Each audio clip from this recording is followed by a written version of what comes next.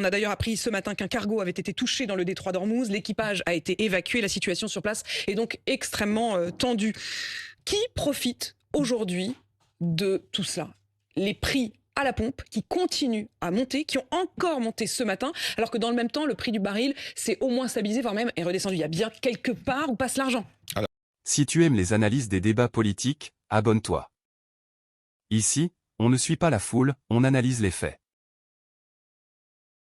Bon, d'abord, globalement, personne n'en profite. C'est une mauvaise nouvelle pour nous tous. Il y a une guerre dans le Moyen-Orient, le pétrole monte et l'essence monte dans tous les pays. Et c'est encore pire en Asie, on y reviendra peut-être, parce que ça va nous conduire sans doute à prendre des décisions importantes.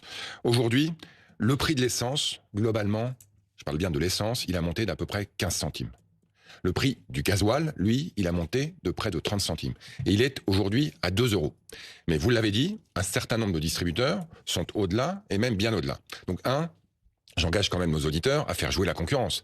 Il y a un site qui donne tous les prix d'essence partout en France, ça s'appelle prixcarburant.gouv.fr. Et d'ailleurs, RMC et BFM TV, sur l'application, vous aide à faire le plein le moins cher possible autour de chez vous. C'est géolocalisé, donc on peut effectivement faire jouer la concurrence. Enfin, à la fin, il n'y en a pas non plus qui soit vraiment pas cher. Il y a aujourd'hui, alors le prix de l'essence a monté partout. J'allais dire, c'est normal et c'est malheureux, et je comprends notamment pour nos concitoyens qui roulent beaucoup, qui ont des professions qui les amènent à conduire beaucoup, ça fait une sacrée hausse. On n'est pas en 2022, au sens où l'électricité, elle, n'a pas bougé. À l'époque, on avait fait x10. Le gaz n'est pas au niveau où il était à l'époque. On est à 50 € sur les marchés, on était à 350 €. Donc le gaz, pour l'instant, ça va, surtout parce qu'on est au printemps. L'électricité, ça va très bien grâce à EDF et aux réacteurs nucléaires. L'essence, ça monte. Aujourd'hui, vous avez 60% des stations-service dans lesquelles le gasoil est à 2 € ou moins. Et donc, faites jouer la concurrence. Et pour les autres, moi, je convoque les distributeurs demain à 9h45 parce que je souhaite qu'on corrige les anomalies. Donc, je souhaite les entendre là-dessus. Je souhaite aussi qu'ils me fassent des propositions. Il y a eu dans le passé des distributeurs qui se sont engagés à prix coûtant, dans des campagnes à prix coûtant, dans des campagnes de plafonnement.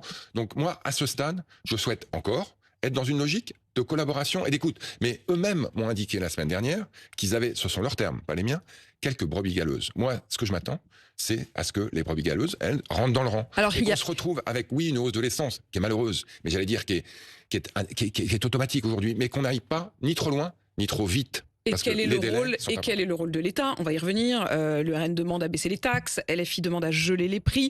Je vous interrogerai là-dessus dans un instant. Mais la réponse pour l'instant de votre côté a toujours été de dire, bon, en fait, on va leur demander aux distributeurs, on va les observer, on va même les contrôler. Ça a été l'annonce de Sébastien Lecornu, qui a donc annoncé en 3 jours 500 contrôles.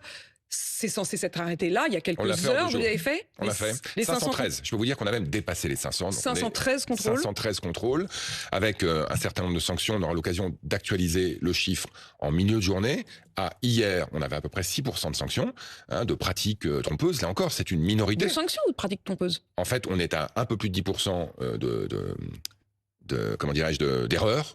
D'affichage de prix, de publicité mensongère, et à 6% de sanctions. Ça, c'était à lundi soir. On aura les chiffres à hier soir, dans la journée. Donc, on est à la fois sur une très faible minorité, mais une minorité qui doit être corrigée parce que quand vous retrouvez sur la route, les erreurs dont vous parlez?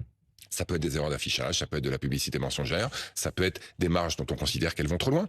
Aujourd'hui, on a besoin de solidarité. J'ai besoin justement de comprendre précisément, avant qu'on puisse en venir justement à est-ce qu'il faut libérer les stocks, est-ce qu'il faut baisser les taxes, etc. Mais dans ce que vous avez observé, nous, on les a suivis, nous, journalistes, sur RMC, sur BFM TV, on les a suivis, les contrôleurs de la CCRF. Répression des fraudes.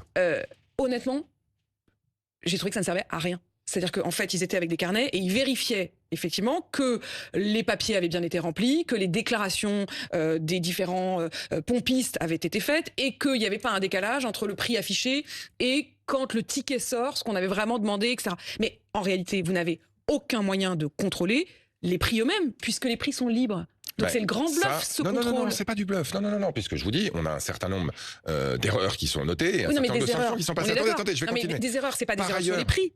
Ça change rien pour les gens. C'est des erreurs d'affichage sur les prix. Quand vous mettez sur votre totem, comme on dit, un essence à 1,90 et que la réalité, c'est que dans la pompe, il est à 2, oui, vous trompez le client et clairement, vous faites quelque chose d'illégal. Oui, mais à la fin, vous n'allez pas faire payer le consommateur 1,92 au lieu de 2. Donc en fait.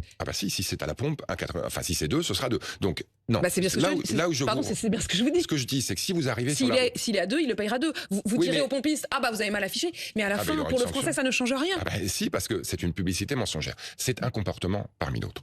Là où je vous rejoins, c'est que sur les 10% par exemple qui aujourd'hui vendent leur gasoil au-delà de 2,30 €, on a besoin d'explications, on a besoin d'engagement, on a besoin de correction de la part des distributeurs. Sinon, il faudra qu'on envisage d'aller plus loin. Mais moi, à ce stade, je reste convaincu que face à un choc extérieur important, on a plus besoin de se serrer les coudes, de solidarité, de faire jouer la concurrence, ça c'est très important, et de faire en sorte que chacun joue son rôle. Donc moi, ce que je vais leur dire demain, c'est j'attends que vous jouiez votre rôle. Sinon, effectivement, il faudra sans doute qu'on aille plus loin. Je À voudrais, ce pour que stade, les choses on en soient est pas très là. claires, Roland Lescure, quand je dis c'est le grand bluff, cette histoire de contrôle, c'est qu'au fond, on a un problème majeur qui est la question de la hausse des prix du carburant. Votre réponse pour l'instant, c'est de dire, et d'ailleurs l'expression hausse abusive a été utilisée par le Premier ministre, nous, on va montrer les muscles, on va faire des contrôles. Mais en réalité, ce que vous pouvez contrôler, c'est pas les prix.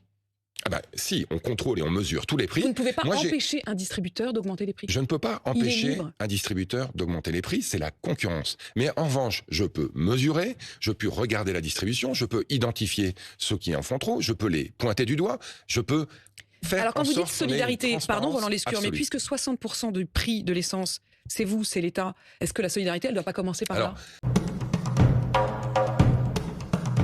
Dans cette interview, Roland Lescure tente d'expliquer la hausse du prix du carburant qui inquiète de nombreux Français. Pour le ministre, la situation est avant tout la conséquence directe des tensions géopolitiques au Moyen-Orient, notamment autour du détroit d'Ormuz, une zone stratégique pour le commerce mondial du pétrole. Selon lui, l'État ne peut pas contrôler directement les prix à la pompe, car ils dépendent du marché et de la concurrence entre les distributeurs. Mais il affirme que le gouvernement peut surveiller les abus, sanctionner les pratiques trompeuses et exiger plus de transparence dans la distribution. Le ministre insiste aussi sur un point souvent ignoré dans le débat public, contrairement à ce que certains pensent, la hausse du carburant n'est pas forcément une bonne affaire pour l'État. Car lorsque les prix montent trop, les consommateurs roulent moins et la consommation baisse. En réalité, cette crise énergétique montre surtout à quel point les économies modernes restent dépendantes des tensions internationales et des marchés du pétrole. Et vous, pensez-vous que l'État devrait intervenir davantage pour limiter la hausse des prix du carburant? Mets ton avis en commentaire, car ici chaque avis compte. Est-ce que c'est pas vous qui devez d'abord non, faire mais un ça, c'est effort? pas le grand bluff du siècle, pour reprendre votre expression, c'est la grande escroquerie du siècle. D'imaginer que l'État s'en met plein les poches quand on fait face à un choc pétrolier, ça n'est jamais arrivé. Alors je vais faire un peu de pédagogie là-dessus. Allez-y. On a un peu plus de 50% sur la naissance qui est effectivement des impôts, qui servent à financer des services, et notamment beaucoup dans les collectivités locales. Plus de la moitié de ces impôts, c'est ce qu'on appelle la TICPE, c'est une taxe qui est assise sur les volumes. C'est-à-dire que vous payez un certain nombre de centimes par litre. Le volume ne va pas changer là. Bah en fait, si, il va baisse. même peut-être baisser. Mais oui, il va baisser. Typiquement, on a une baisse de 10 à 20%, parce que les Français sont pas idiots. Quand le prix de l'essence monte, ben, ils conduisent moins, ils font du covoiturage. Non mais il y a beaucoup de gens qui le font quand même. Je le répète, il y a des gens pour lesquels la conduite est un outil de travail. Tu fais partie de ceux qui veulent comprendre avant de réagir, abonne-toi, active la cloche des notifications et partage la vidéo, même à une seule personne, ça aide énormément.